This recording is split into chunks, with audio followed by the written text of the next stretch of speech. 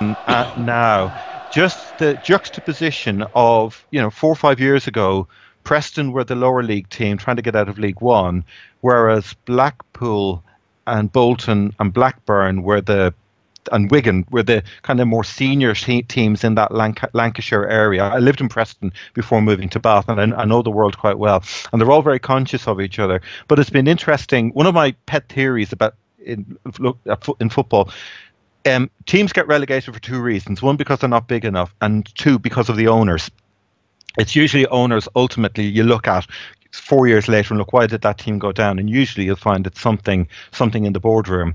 And the way Preston have slowly and patiently grown, certainly in contrast to Wigan and to Blackburn, where they've just,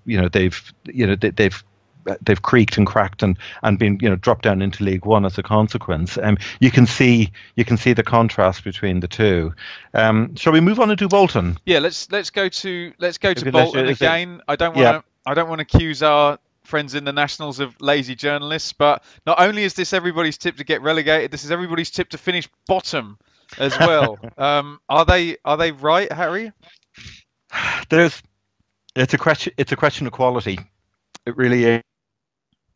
They've got Phil Parkinson, perfectly good manager. First thing is, they don't want to make the start they made last year, where, if I'm not mistaken, they had 2 points from their first 11 games. They were embargoed for all of summer and up till sort of end of September, weren't they? Yeah, it was remarkable that they got promoted, actually, in hindsight, when you looked at what they were up against because of their financial problems. That is correct, but they don't have that millstone this time around.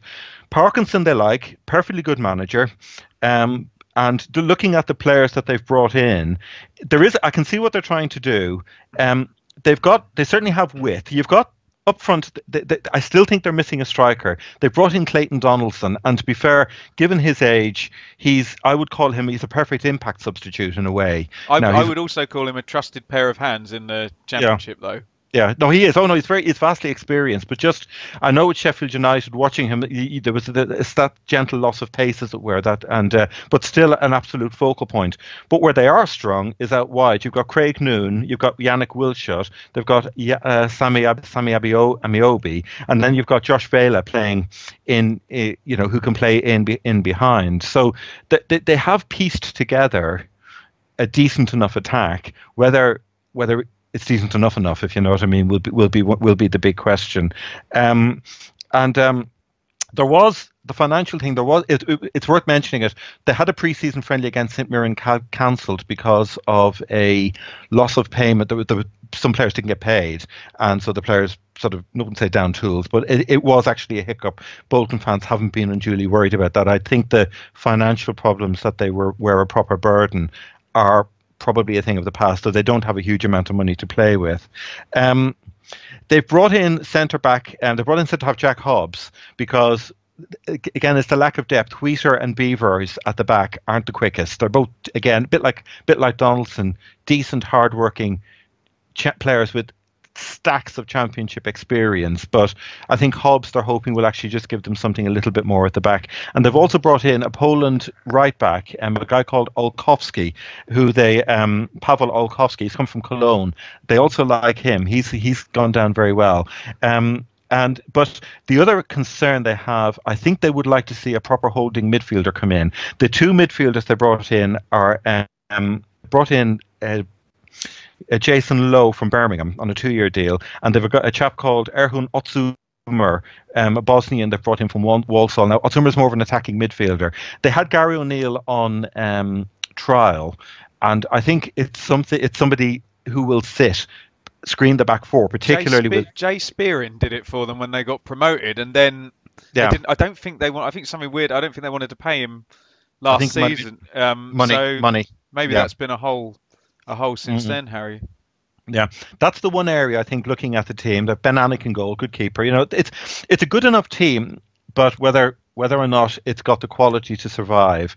It's easy to say. I can see why people are saying, "Oh, Bolton are going to go down." They just scraped through last season. It's skin of their teeth, and here we go again. There hasn't been anything spectacular happen. But to be fair to Parkinson, he has put a balanced team together. Whether or not it's got the quality will be the question. No Bolton fan would be happy. I mean, they said the headline I put on the preview piece, I would take fourth from bottom this year. What I will say is I think a lot depends on Parkinson, and I'll say this based on my experience at, I was going to say Burnden Park then, at the Reebok in January in the freezing cold. Harry, it was atrocious, utterly atrocious. And I remember, if you want to laugh, go back and watch my YouTube match review, because it's one of those ones where I'm like, look, come on McCarthy, come on Parkinson, I've travelled, I've paid my ticket. You can both do better than this. This is horrible, ugly, get through the winter, every point's a prisoner football. Is Parkinson going to be taking that? And can I say Bolton were actually the better side in the second half? No, I remember the game. We were even worse, but it was, Arsene Wenger would say, anti-football. Are we going to see that? I'd say they if you could describe it as a large number of stepping stones, I'd say they're one stepping stone beyond that. They have got more creativity. I do think Will Shutt is a decent winger. He played, he was Wigan before. Portman Road played well. Harry. Yeah, he did. Yeah, he's peppery. And I think they have with you've got Craig Noon if they can get because he's kind of lost his way a little bit. After Dave's Cardiff. Always liked Craig Noon. Yeah. He's a decent winger. Vela in behind. I'd like to see. I think they're still a striker short, but the loan market's to come. You don't know. They're not. I think we haven't heard the last in terms of transfer business. But you've got two. I think they are capable of playing that level of football. Just pragmatic is the euphemism I use. But as we all know, you could guarantee under Mick you were going to get at least 2 or 3 of those games a season as well. Just get the point, stick it in your pocket, and get out of there. I think they're going to be marginally more attractive. Good, nice answer.